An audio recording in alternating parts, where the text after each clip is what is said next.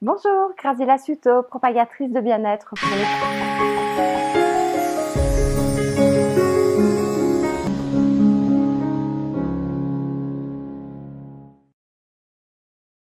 Aujourd'hui, je vais vous parler du coup de foudre. Le coup de foudre, c'est une émotion, c'est une sensation qui te tombe dessus sans que tu l'attends, sans que tu l'aies cherché. Les symptômes lorsque l'on ressent effectivement un coup de foudre sont les papillons dans le ventre, l'envie de voir tout le temps l'autre, de l'entendre, d'être près de lui. Le manque se fait intense, ça c'est vraiment le coup de foudre. Comment est-ce que vient le coup de foudre? Il se présente lorsque effectivement au niveau du cerveau on a une représentation mentale. C'est-à-dire qu'on a rêvé à cette personne idéale que l'on rencontre.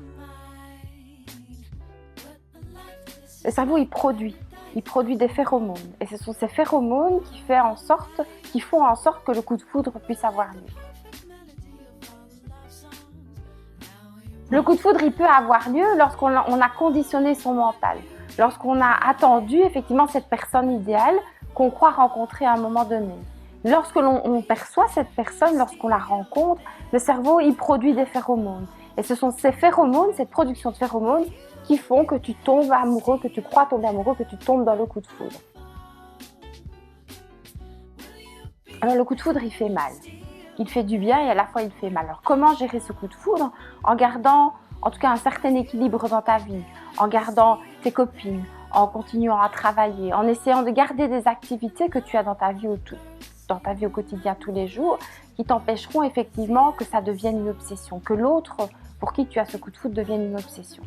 Donc pour bien vivre le coup de foudre, car il y a moyen de bien le vivre, il suffit de garder un équilibre dans sa vie, de mettre de la distance et de vivre les choses calmement, posément, afin effectivement que de ce coup de foudre puisse naître un amour. Je vous souhaite de vivre plein de coups de foudre. Soyez le plus heureux possible dans votre vie.